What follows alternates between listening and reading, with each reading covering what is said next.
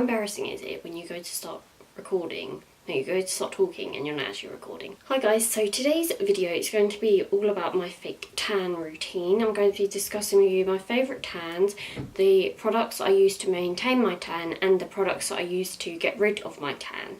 So the first thing I'm going to start off with is my favourite tan. So my favourite tan at the moment has been the Loving Tan. This is the Loving Tan Deluxe Bronzing Mousse, and this is in Ultra Dark. Now this is a very pricey tan, please ignore my hair. This is very pricey, but it's very good, like it's worth the money. It has more of a sort of olive, sort of brown undertone, so it looks more natural. I have not tried the dark one, but I went for Ultra Dark because I do like a very dark tan. I find this matches my foundations a lot better.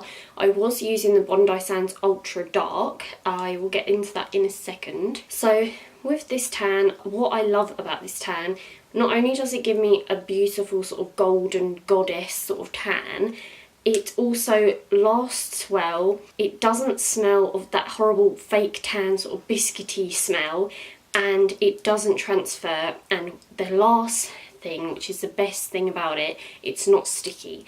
Don't you hate when you apply a tan and you go to get in bed at night and it's so sticky, you stick to the sheets and your clothes are just all sticky and you just feel like disgusting? This tan doesn't do that. I wait a couple of minutes obviously for it to dry, as you would with any other tan, but then once it's dried, it's not sticky at all. It doesn't even feel sticky really when you apply it. This is my #1 tan, and I would recommend it to anyone, especially if you are a beginner. I feel like you can't really go wrong with this. The only thing I end up sort of mucking up, like I did the first time using it, was my hands, because I didn't know how dark it would go, but that's the only thing I sort of mucked up on. I also find this looks lovely on your face too. It gives a really nice sort of golden bronze effect on your face.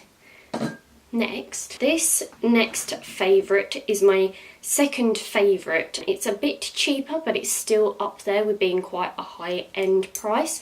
This is the L'Oreal Paris Sublime Bronze Overnight Elixir Self-Tanning Night. This is for face and body. Again, this gives a lovely golden bronze effect, and this is great if you have dry skin. I do still apply moisturiser with this, but with this I don't tend to, because this is like a serum formula. So I also apply this onto my face. On my face, I find this lasts so long. It lasts about 3-4 days, even if I'm applying like makeup and like wiping my face, washing my face. And this is around £15, I think, 13, whereas this is around like $20 something to 30 sort of pound. The only thing is with this one, although it's such an amazing product, it runs out so quickly. So I wish they'd done sort of like a bottle like this of it, but as far as sort of tanning, this is such a great product and I highly recommend this, especially if you have like eczema, anything like that. I get very dry around my chest and around my arms and on my legs, like the tops of my arms especially, but this glides so nice.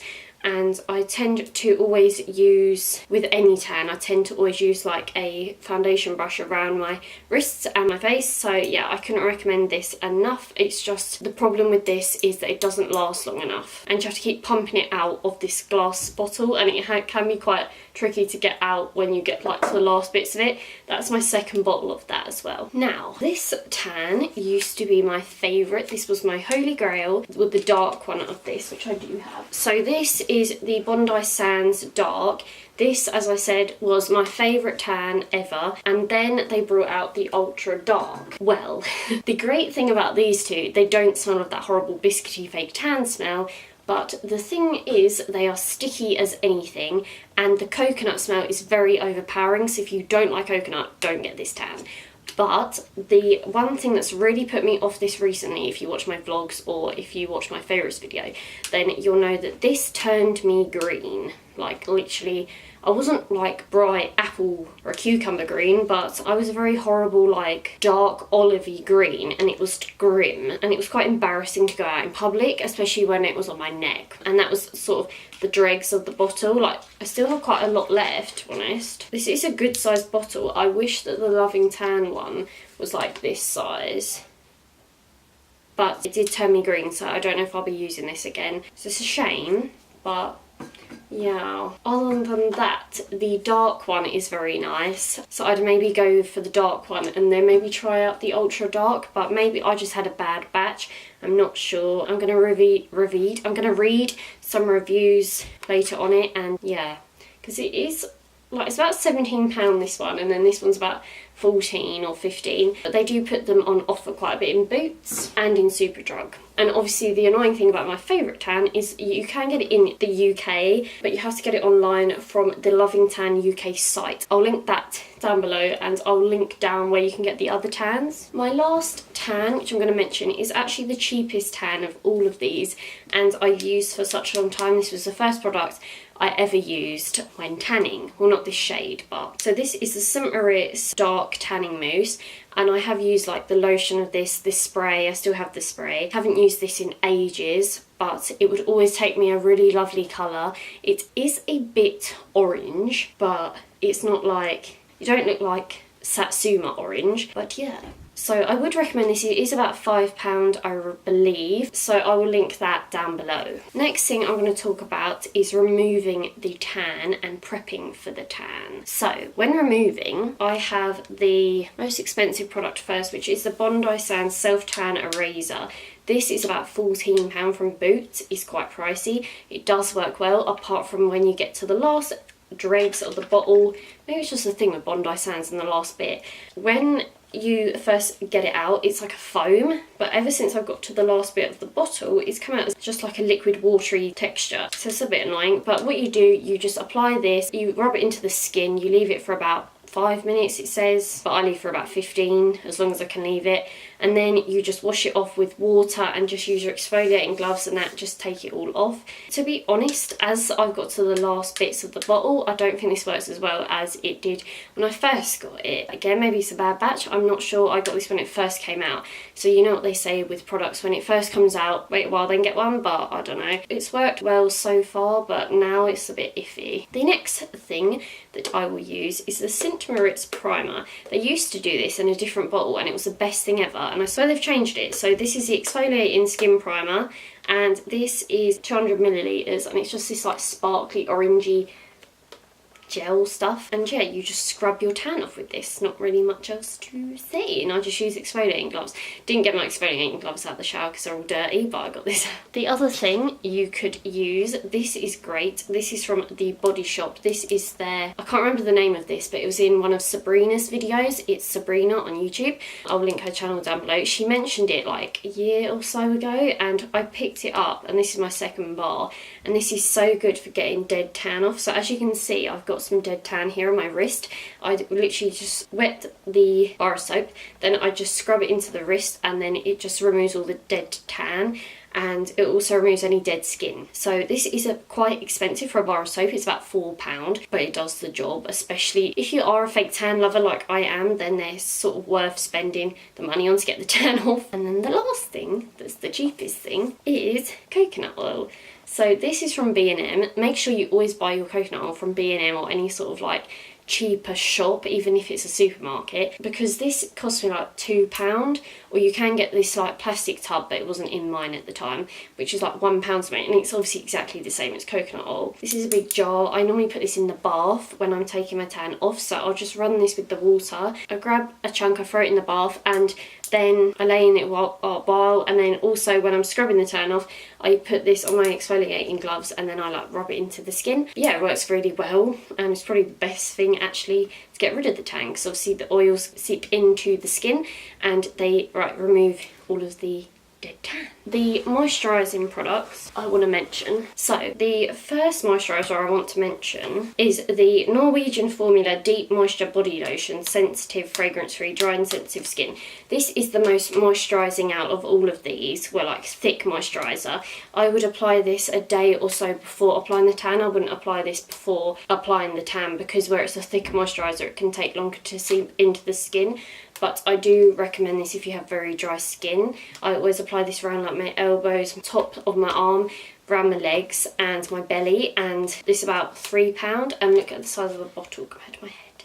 bear in mind I have big heads, that's a big bowl. Then I have my favourite moisturiser when applying this before applying the tan. This is the Palmer's Cocoa Butter formula with vitamin E, rapid moisture, spray lotion, deep moisture, fast absorbing, non-greasy, non-staining, 24-hour moisture. This is great because you just spray it on, then you just rub it in, and it's so easy and it doesn't leave your hands all grim, and it's about £3-4, and it's so good because, as it says, it's fast absorbing and it's not really thick. It's just obviously a spray, so it can't be thick as it comes out. So I couldn't recommend this anymore, again, especially if you have dry skin, and it's good to spray it all over. I don't spray it on the face, so I use my normal moisturiser on the face. Then the last thing I haven't used this in a while, but this is just something you could use. I've never found much difference with it, but this is the Bondi Sands Everyday Gradual Tanning Milk Dual Action Formula Cocoa Butter Scent, Australian made again, and you're meant to apply this every day just to maintain the tan. And as I said, I've never really seen that much of a difference with it, but thought I'd mention it. So yeah, I just wanted to let you know they do this, so you could always give it a go. If you have fairer skin and you don't want to try any of these products, you can maybe just try this if you're going on holiday and you just want to build up a natural looking tan before going, and you don't want to go out and get like a spray tan or use fake tan. So yeah, I just thought I'd throw that in there. And then the last thing I wanted to mention was when applying my tan, I will always use a fake tan mitt from like Tesco, Boots, Superdrug, and there is a brand, I can't remember what it's called, I'll link a picture of the mitt. They do a double-sided one that's really good, and it's about £2 from B&M, so that's really good. And then lastly, to apply fake tan on my face and my wrists, you could do this with your feet, but I'm not really so bothered about my feet. I don't care if they go like really dark because no one ever sees my feet. But from my boyfriend, I always use a foundation brush, like a fluffy foundation brush, to apply the tan onto my neck, face and wrists and hands. It gives a more natural finish and it soaks up a bit of the product, so you don't get such an intense look. So if you use the mitt, your face is going to look a lot darker sometimes than their body, because sometimes your face is a lot drier than your body. So yeah, so that is my tanning routine, and I hope you enjoyed this video. I hope it was helpful, and let me know of any questions you have down below. I've had this tan on since Friday. Today is now Tuesday, and it's lasted quite well. The only place it comes off is my hands. As you'll notice a lot in my videos, I have very dry hands and I wash my hands a lot, and I have problems like in the winter with this part here.